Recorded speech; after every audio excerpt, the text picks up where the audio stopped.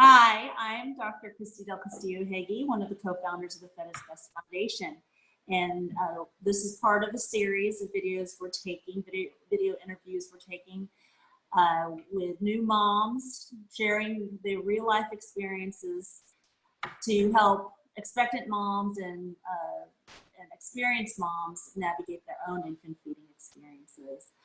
Today we have Mandy Dukovan with us talking about her infant feeding experience. Mandy, thank you so much for being with us. Hi. Hi. So tell me a little bit about yourself and what brought you here. So I am the mother now of two babies. I have a 3-year-old son and a 4-month-old daughter. We live in California now. I work in the wedding industry as an event coordinator, and my husband, Nick, is a wind turbine technician in Palm Springs. Cool, great. Okay, and so tell me about what your expectations were and ultimately what was your experience with infant feeding?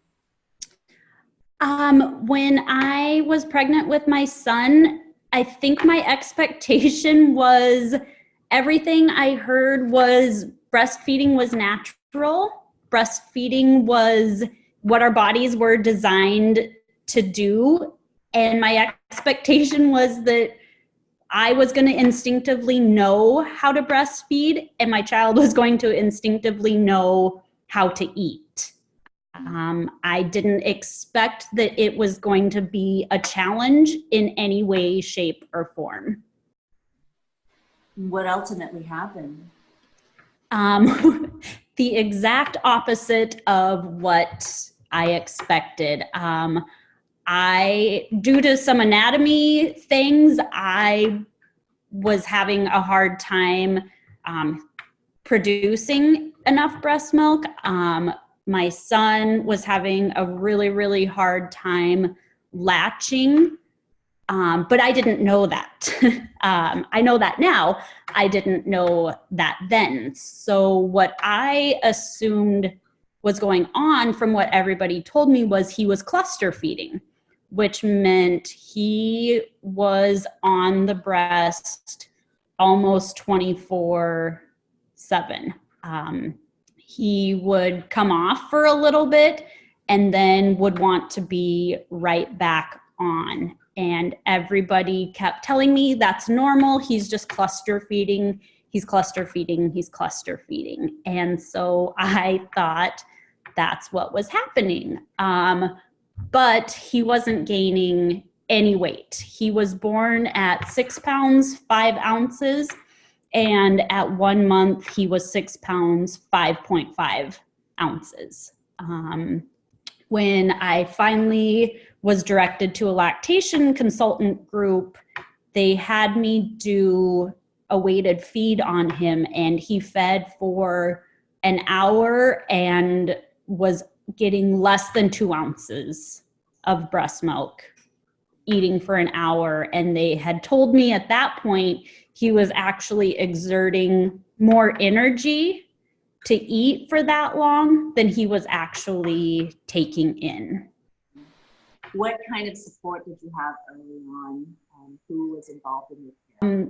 Really, the only support we had early on was I was in the hospital for, I think, 5 days with him because I had had a C-section and his bilirubin levels were actually higher. So they kept us in the hospital for about 5 days. And so I had the support of the lactation consultants in the hospital. But a lot of that was just, they gave me a shield and showed me how to use the shield. And then they gave me some advice on different ways to hold him for breastfeeding and different ways for me to hold my breast during feeding him.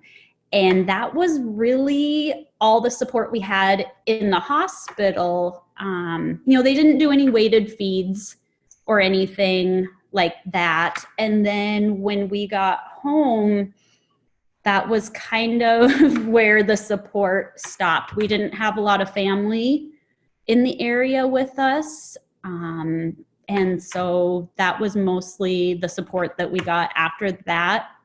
It was just appointments with his doctor.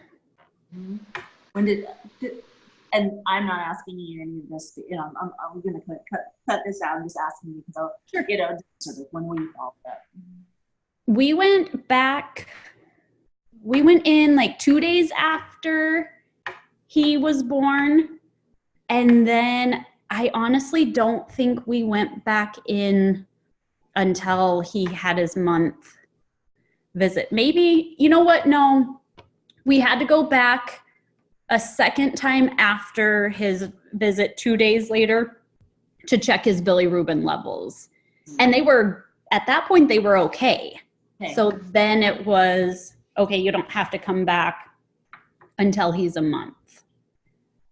Were you given any information on how to tell if breastfeeding was or wasn't enough and what to do and when to call? Basically, I was told, make sure, you know, the whole like, okay, if he's having this amount of diapers, it's fine. Like that was kind of the message, was as long as he's having the expected number of diapers, then that's okay. When you discovered what his weight was a month later, how did you feel? What are the things that went through your head? I think shock a little bit, but also kind of, I think part of the shock was nobody told me how much he should be gaining. Like I didn't know what normal weight gain for a baby was. You know, he was a smaller baby, he was 6 pounds, 5 ounces.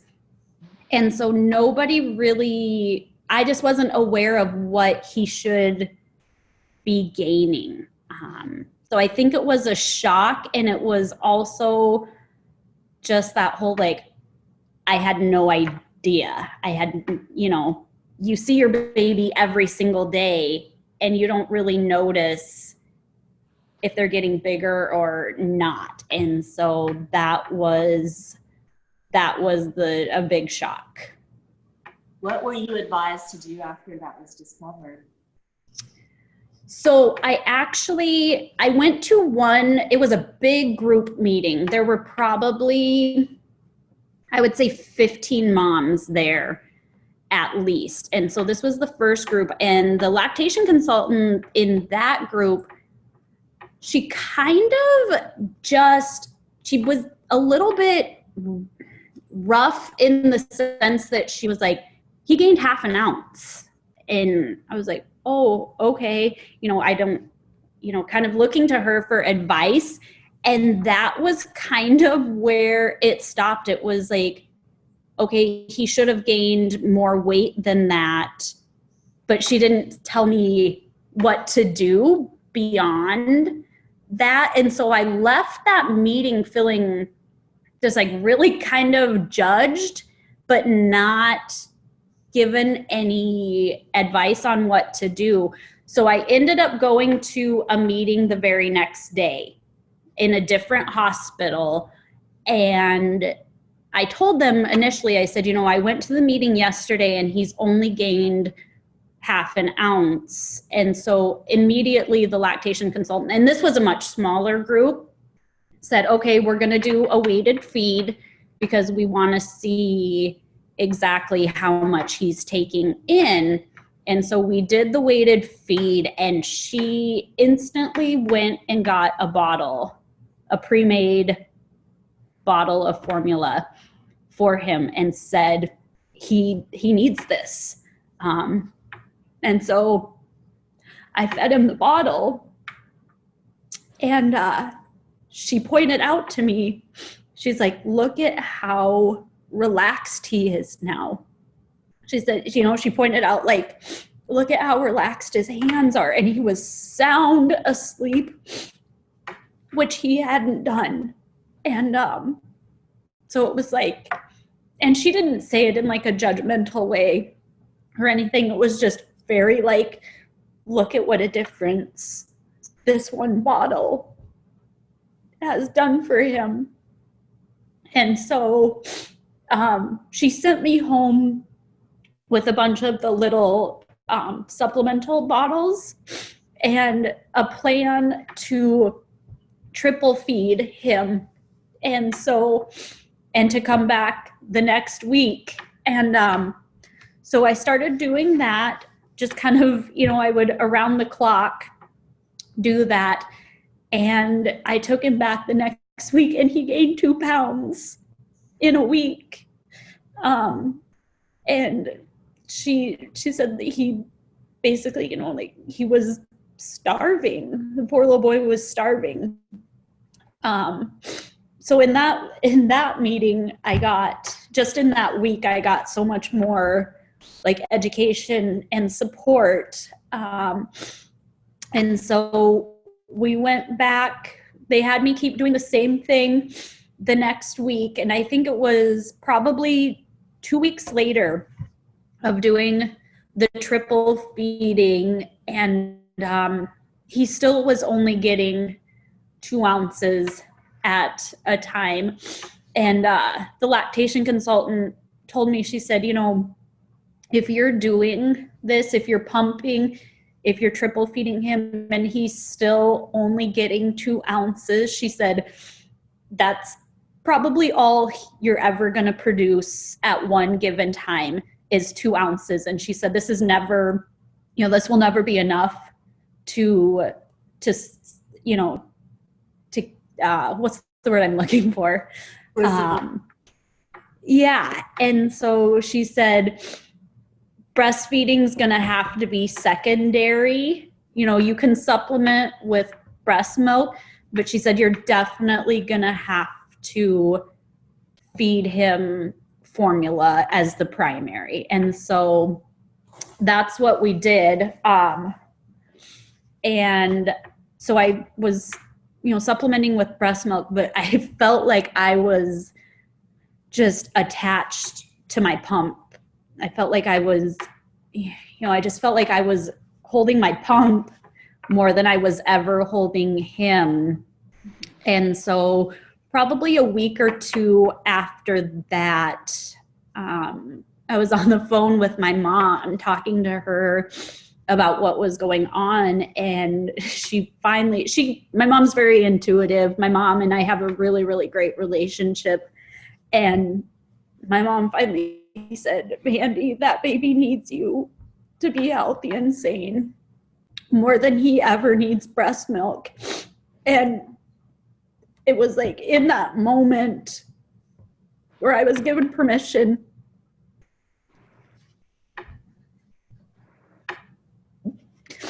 that I could just be done and that I didn't need to sacrifice my mental health anymore and I could just be done. And so I had scheduled an appointment. We had an appointment with his doctor for, I think like the next day or a couple days later.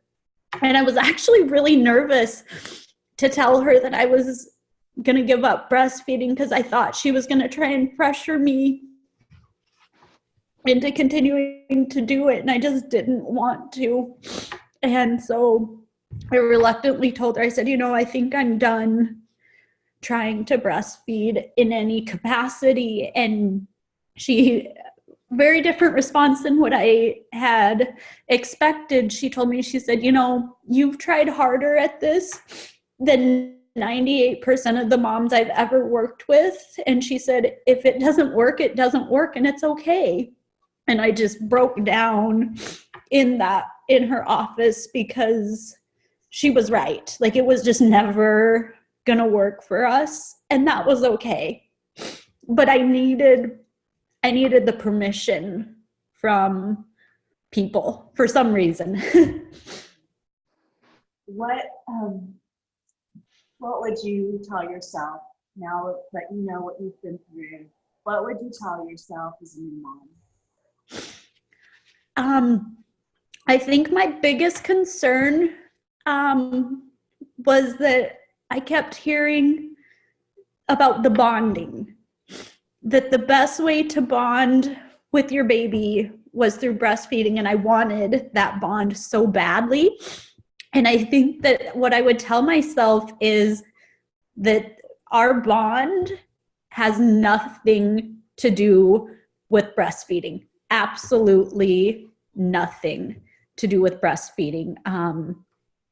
You know, he and I have an amazing, amazing bond. And that's just because I've provided, you know, food for him. It didn't matter where it came from. It just mattered that it came.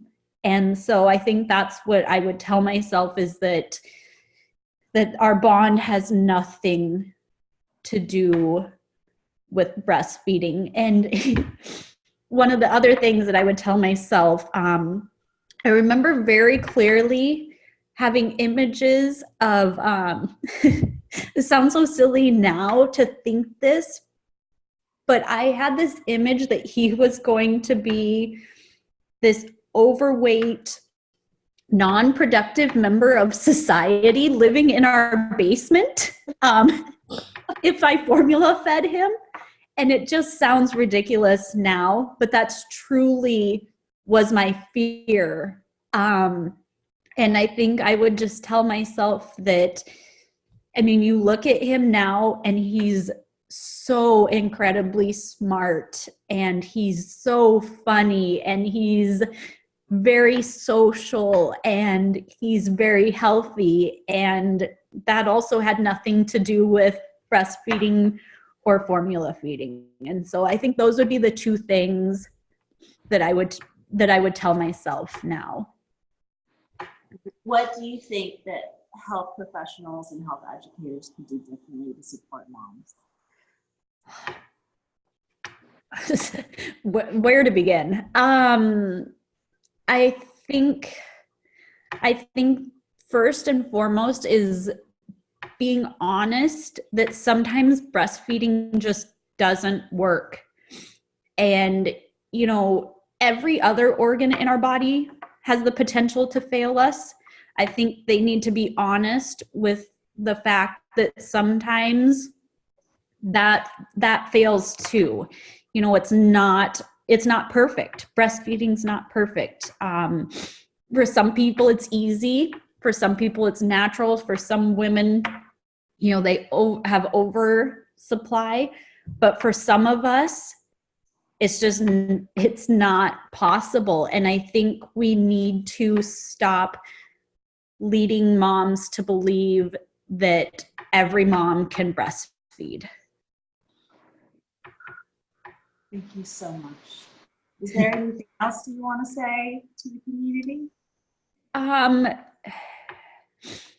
Just that, you know, your well-being is important too. You know, if you feel like your mental health and your well-being is suffering because of, you know, if you're trying to breastfeed and you can't do it, and your mental health is suffering, to reach out for support, for people who will support you, and just know that you're valuable as well. You know, a lot of the messages are, as moms, we should just sacrifice everything for our children. And like my mom said, you know, our babies need us to be happy and healthy too. And that's also really important. You're just as important. Thank you. You're welcome. Thank you for being part of this community. Thank you for telling the world and the moms your truth, which is the truth of a lot of moms, and to share with them what the real deal is. And we really need to start talking about what really happens. Thanks.